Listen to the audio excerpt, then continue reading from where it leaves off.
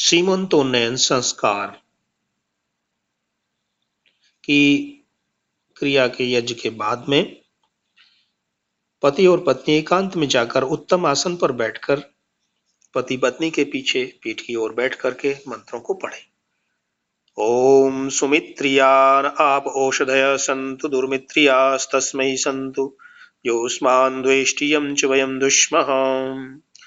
ओम मूर्धानं दिवो अरतिं पृथिव्या वैश्वानरमृत आजातमग्निं कविं सम्राजमतिथिं जनानामासन्ना पात्रं जनयन्त देवाः। ओम अयमूर्जावतो वृक्ष ऊर्जीव फलनी भव पर्णं वनस्पते अनुत्वा सुयतां रयिः।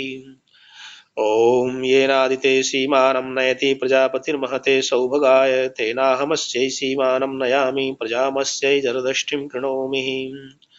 ओम राकामहं सुहवां सुष्टुतिं हुवे शृणोतु न सुभगाय ओदतुत्मना शिव्यत्वपः सूच्याभिश्छिन्दमानया ददातु वीरं शब्दाय मुक्त्यम्।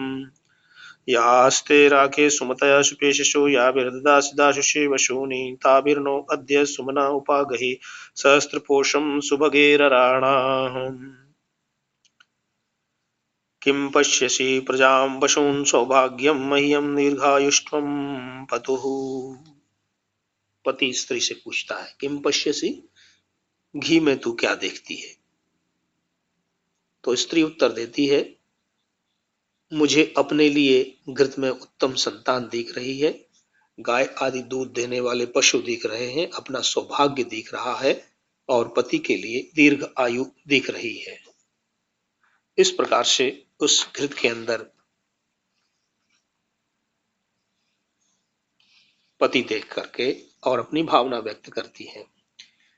पति अपने हाथ से पत्नी के केशों को सुगंधित तेल डाल करके कंघे से सुधारता है। हाथ में उदुम्बर गूलर अर्जुन वृक्ष की शलाका कुशा की मृदु छिपी स्याही पशु के कांटे से ककई से पत्नी के केशों को स्वच्छ करके पट्टी निकालकर पीछे की ओर जूड़ा सुंदर बांधकर यशशाला में आता है और वीणा इत्यादि बाजों के साथ में साम गान महावामदेव गान का आरंभ होता है। उसमें एक विशेष मंत्र दिया गया है, ओम सोम एव नो राजे मानुषी प्रजा अविमुक्त चक्र आसीरन स्थिरे तुभ्यम असौ। यहाँ कहा गया है कि जीवन चंद्र की तरह शांत गुणमय मर्यादा में बंधी हुई नदी की तरह सीमाबद्ध रहे। आसमान में चांद की शीतलता, जमीन पर नदी की जल की शीतलता हमारे जीवन पथ का प्रदर्शन करे। चांद में पूर्णिमा अमावस आते हैं, जीवन में आशा निराशा आती है। नदी में बाढ़ और सूखा आता है, जीवन में उठान गिरान आता है, परंतु चांद तथा नदी दोनों में जैसे शीतलता का गुण सदा बना रहता है, वैसे ही शांति का गुण हम में सदा बना रहे। ये इस मंत्र का अर्थ है। और आहुतियों से बची हुई जो खिचड़ी और घी है, उसमें घी डाल करके स्त्री अपना प्रतिबिंब मुख उस घी में देखती और देख करके पति स्त्री से पूछता है, किम पश्यसि, घी में क्या देख रही हो? स्त्री उत्तर देवे, प्रजाम पश्यामि, प्रजा संतान को देख रही हूं। और इस प्रकार से एकांत में वृद्ध कुलीन सौभाग्यवती पुत्रवती गर्भिणी अपने कुल की और ब्राह्मणों की स्त्रियां बैठे प्रसन्न वदन प्रसन्नता की बातें करें। गर्भिणी स्त्री उस खिचड़ी को खावे और वे वृद्ध समीप बैठी उत्तम स्त्री लोग ऐसा आशीर्वाद उसको देवे। ओम वीरसूस्त्वं भव जीवसूस्त्वं भव जीवपत्नी त्वं भव। अर्थात तू वीर संतान को उत्पन्न करने वाली हो, तू जीवित संतान उत्पन्न करने वाली हो, तू जीवित बने रहने वाले पति की पत्नी हो। इस प्रकार के शुभ मांगलिक वचन बोले जाएं। पश्चात संस्कार में आए हुए लोग मनुष्यों का सत्कार किया जाए।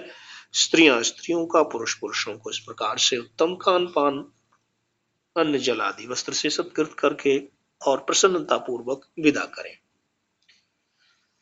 इसके उपरांत जात कर्म संस्कार। जात कर्म संस्कार जब बालक का जन्म होता है तो सभी को शुभकामनाएं दी जाती हैं।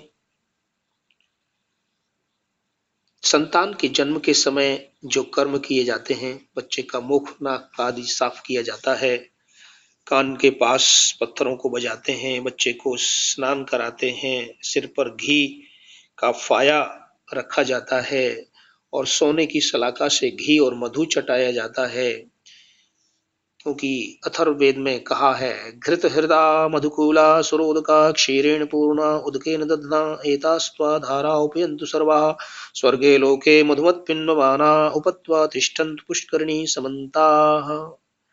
घी के गुण बताए गए हैं।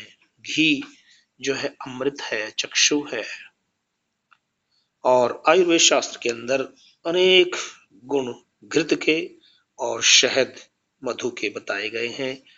मधुरम कषायम अनुरसम वृक्षम क्षीतम अग्निदीपनम वर्ण्यम स्वर्यम लघु सुकुमारम लेखनम हृदयम वाजीकरणम संधानम शोधनम रोपणम संग्राही चाक्षुष्यम प्रसादनम सूक्ष्म मार्गानुसारी पित्त श्लेष मेद में हिक्का श्वास काश अतिसार छर्दी तृषा कृमि विष प्रशमनम हलादि त्रिदोष प्रशमनम च तत्लघुत्वात् कफग्नम पैचिल्यात् माधुर्यात् कषाय भावाच्च वात पित्तघ्नम।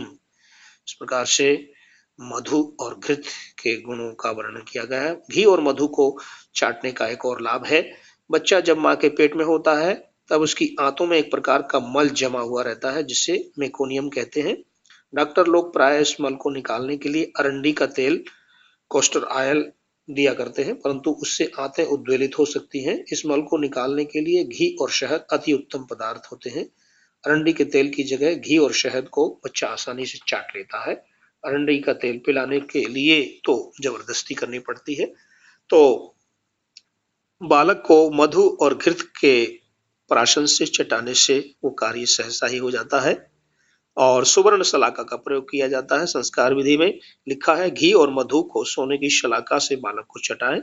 घी और मधु की विशेषता बता चुके हैं। स्वर्ण की विशेषता है कि सुवर्ण शलाका से मधु और घी को चटाने का वर्णन जो सुश्रुत में लिखा हुआ है, अथ कुमारम शीताभि अद्भि आश्वास्य जात कर्मणि कृते मधु सर्पी अनंत चूर्णम अंगुल्या अनामिका लेहेत।